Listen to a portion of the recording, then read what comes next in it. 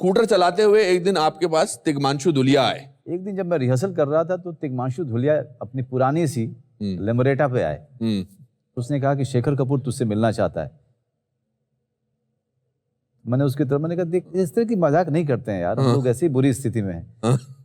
तो कहता है कि यार सच में कह रहा हूँ, तेरे कमरे में एक फोटो किसी ने ली थी, वो फोटो वो बॉबी बेदी जो प्रोड्यूसर थे बैंडिट क्वीन के, उनके ऑफिस में रखी हुई थी। शेखर आया हुआ है, वहां पे रखी हुई फोटोग्राफ उसने देखी और उसने कहा कि मुझे इस लड़के से मिलना है। मैं चला गया मिलने और मेरी कास्टिंग बैंडिट क्वीन में हो गई। और मेरी कास्टिंग हुई थी विक्रम मल्लाह के कैरेक्टर। हाँ, जो कि बाद में निर्मल पांडे ने की थी। और जब मैंने मंडी हाउस वापस पहुंचा तो मैंने देखा कि निर्मल पांडे लंदन में अपने कुछ शोज करके वापस आ चुका है और उसके बड़े बड़े बाल थे, बड़ा सुंदर था वो। तो मैंने उसको देखा तिग्मांशु धुलिया के साथ और मेरा दिल बैठ गया। मुझे लगा कि अब ये रोल मेरे हाथ से गया। और वही हुआ, वो मिला शेखर कपूर से और मुझे विक्रम मल्लाह से हटा दिया गया और मुझे कहा गया कि भाई अभी निर्मल पांडे ये रोल कर रहे हैं। और मैं शो कर रहा था कैलकाटा में किसी अपने दूसरे प्ले का। वहाँ पर मुझे ऑडिटोरियम के फोन आया। तो उधर से तिग्मांशु धुलिया ने मुझे कहा तू शो के बाद जल्दी से ट्रेन पकड़ के तू दिल्ली आ जा। मैंने कहा क्या हुआ? तो नसीर भाई ने मान सिंह का रोल छोड़ दिया है, शेखर ने तुझे दे दिया। वाह वाह। इस तरह से बैंडिट क्वीन हुई मेरी जिंदगी में। फिर बॉम्बे शेखर ने डरा दिया। शेखर ने डरा दिया कि तुम सब फुकरे हो, तुम्हारे पास कुछ है नहीं, तुम लोग शादी करने के लायक नहीं हो, तुम्हारी टांग टूट जाएगी तो प्लास्टर चढ़वाने के लिए पैसे नहीं है। तो बॉम्बे आओ, जो काम अच्छा लगे वही करो, कम से कम उसके पैसे तो मिलेंगे। तो आप विश्वास नहीं करेंगे, within 4 months after his talk this generation of actors shifted to Bombay. Mumbai में जो पूरे शुरुआती दिन रहे थे वो कुछ अच्छे भी नहीं गुजरे, क्योंकि थिएटर कर नहीं रहा था, बिजी नहीं था। तो इसलिए खाली दिमाग करे तो क्या करे, कहाँ जाऊँ मैं? तो स्टूडियो घूमता रहता था। वो 93 to 97 those were not great years। मतलब दिल्ली में संघर्ष करते हुए, थिएटर करते हुए बड़ा मजा आता है। सही बात है, बिल्कुल सही कह रहे हैं ना। और वहाँ पे हाथ पकड़ने वाले काफी लोग होते थे। और शहर में हर इमारत आपको छोटेपन का एहसास दिलाती है। करेक्ट। हर गुजरती हुई गाड़ी आपको तुच्छ समझती है। सही बात है, सही बात। तो ये शुरुआती दिन थोड़े से कठिन रहे थे। एक पोर्टफोलियो कराया था मैंने किसी से, वो भी कमरे में किसी ने खींचा था। वो 6-7 फोटो लेके जाता था, तो चीफ असिस्टेंट डायरेक्टर कहता था कि फोटो रख दो। और हम सब लोगों को पता था कि ये इस फोटो का क्या होने वाला है। हमारे जाते ही उसको डस्टबिन में फेंक दिया जाता था।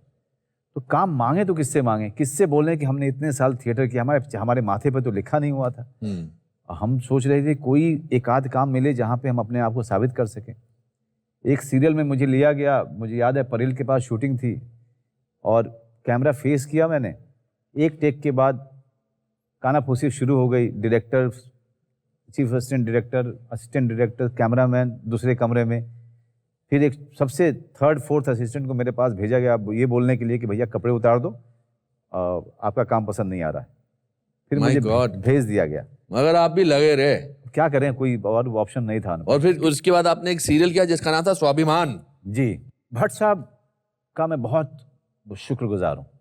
अपने सोफे से उठ के खड़ा होके मेरा एक एपिसोड देखने के बाद 10 लोगों के सामने कहा कि ये आदमी जो है ये बहुत बड़ा एक्टर है। और उन्होंने उसी समय कहा ये शहर छोड़ के नहीं जाना, तुम्हारे चेहरे से लग रहा है मुझे कि तुम हताश हो रहे हो, ये शहर छोड़ के मत जाना, ये शहर तुमको बहुत कुछ देगा। वाह।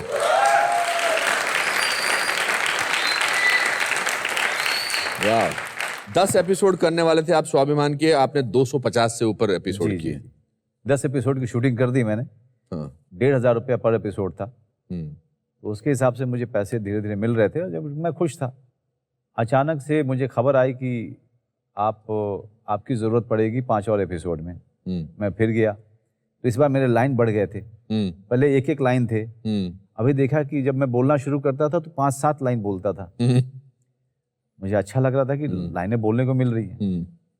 उसके बाद वो मुझे 5 दिन के बाद मैंने कहा क्या मैं कल से आऊँ? अरे क्या बात कर रहे हो यार, तुम्हारा रोल तो बढ़ता जा रहा है, बहुत डिमांड हो रही है ऑडियंस की।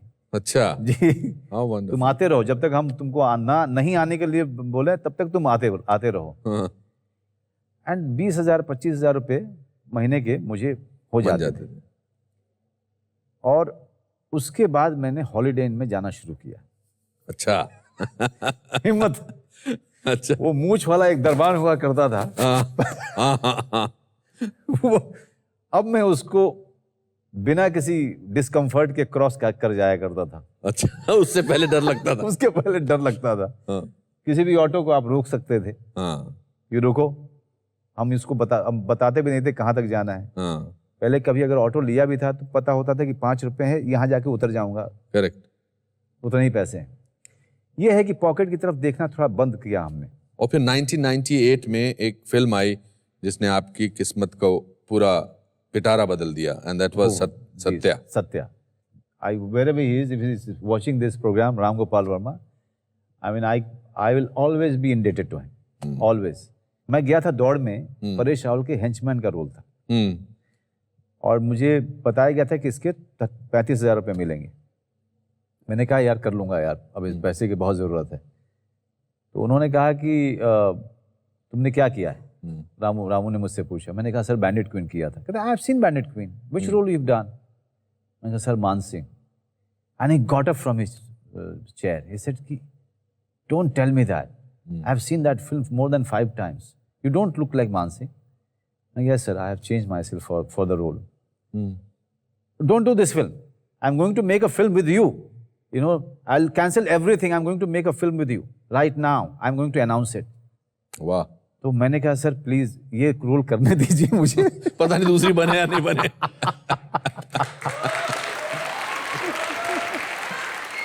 तो मैंने दौड़ का भी रोल किया और साथ साथ सत्या भी उसके बाद जो हुई वो भी की मैंने। दोस्तों मेरी आज की दूसरी मित्र एक बहुत ही खूबसूरत शख्सियत है। इनकी सोच में गहराई है जो इनकी अदाकारी में झलकती है। इनकी कला की तीव्रता प्रमाण है इनकी अतुलनीय प्रतिभा का। हिंदी फिल्म इंडस्ट्री की सबसे टैलेंटेड एक्ट्रेसेस में से एक, please welcome the ever gracious national award winner Tabu.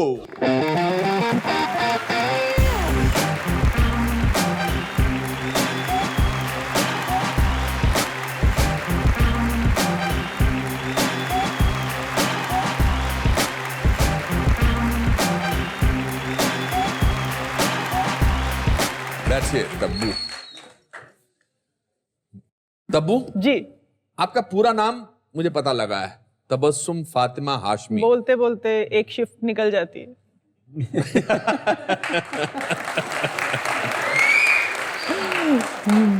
Tabu क्यों सोचा? मुझे तो बड़ा अच्छा लगता है तबस्सुम हाशमी।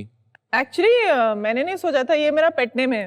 मुझे घर में तब्बू बुलाते हैं। तो देव साहब को लगा कि बहुत अनयूजुअल और क्वर्की नाम होगा और यही रखो।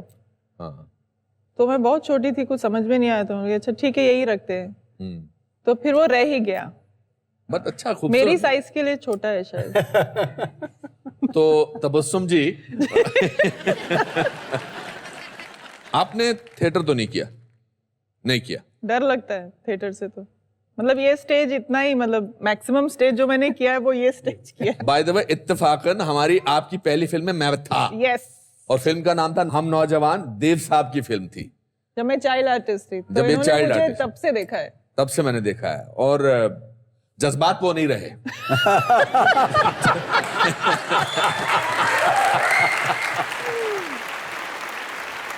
तो फिल्मों का इंटरेस्ट इसलिए था क्योंकि आप you are related to Shabana ji and things like that? Actually interest कभी नहीं था। शबाना आंटी को, और एक्चुअली मेरे मम्मी के ब्रदर सिनेमाटोग्राफर ईशान आर्या बॉम्बे में रहते थे, तो उनसे मिलने हम हर साल आते थे। समर हॉलीडेज का हमारा डेस्टिनेशन बॉम्बे था। नवीन निश्चल जी के बच्ची की बर्थडे थी, वहाँ सुषमा आंटी आई थी, गोल्डी अंकल की वाइफ, उन्होंने मुझे देखा। जी, विजयन, वो मम्मी की फ्रेंड थी। उन्होंने कहा Dev is looking for a girl to play the daughter. तो ऐसे ही मतलब इतना कैजुअली हर चीज हो गई। आपने हम नौजवान की शूटिंग के प्रोसेस को या उस दौर को पसंद किया था और you did not enjoy the? मुझे कुछ समझ में नहीं आया, एक्चुअली मैं बहुत छोटी थी। आई नो, बहुत, हाँ मुझे याद है। और देव साहब मुझे पिकअप करते थे, हाँ, शबाना आंटी के घर पे मैं रहती थी, तो he used to pick me up. और शूटिंग भी स्कूल यूनिफॉर्म में हुई थी, तो Correct. मुझे एक्चुअली ऐसा लग रहा था कि मैं स्कूल में हूँ। हाँ, और मेरे स्कूल वाले हैदराबाद में दे वर वेरी अपसेट। हाँ, मम्मी को बुला के उन्होंने कहा कि देखिए आप डिसाइड कर लीजिए, आपको बच्ची को एक्टिंग करवानी है या फिल्मों में रखना है, this is not going to work. तो मैं बहुत स्ट्रेस हो जाती थी। I did not want to disturb my studies at all. मुझे पता ही नहीं पड़ा कि क्या हो रहा है मेरे आसपास ना, ये करो ओके एक्शन ऐसे होता है, करके निकल गई। और फिर then I never wanted to do it again, क्योंकि मैं बहुत शाय लड़की थी, मुझे तो मतलब बात करना भी इतना, I was not very good. अभी भी कुछ वैसा ही सोशल आपका- स्किल्स काफी अभी भी बहुत इनको कमाल है वो इनका। डार्क डेल चैलेंज का सोशली जरा- चैलेंज्ड। मगर तेलुगु फिल्मों की ऑफर आती रही आपको। कूली नंबर 1 का जो तेलुगु वर्जन था, जी, उसमें आपको ऑफर आई। वो मेरी फर्स्ट फिल्म थी एक्चुअली। अच्छा, हाँ, जब प्रेम में डिले चल रही थी, हाँ, तो रामानायडू जी ने आके बोनी से कहा कि उसको ये तेलुगु फिल्म करने दो, कोई फर्क नहीं पड़ेगा तुम्हारी फिल्म को। तो मैं बड़ी एक्साइटेड हो गई। हैदराबाद में भी शूटिंग थी, तो अच्छा, वो अच्छा लगा आपको एक्सपीरियंस, बिकॉज आप हैदराबाद में थी, घर के पास। घर के पास थी। सारे रिश्तेदार आ जाते थे, फिर शाम में घर चले जाती थी। आप लैंग्वेजेस में बहुत अच्छी हैं, मैंने सुना। कितनी लैंग्वेजेस बोल लेती हैं? हिंदी, मराठी, तेलुगु, बंगाली, थोड़ी बहुत तमिल बोल लेती हूँ, और अंग्रेजी, ऑफ कोर्स। अंग्रेजी। तो 5-6 वाह हो ही मनोज, गई। आपको तो इतनी लैंग्वेजेस नहीं आती हैं। मैं भोजपुरी जानता हूँ। मैंने सुना आप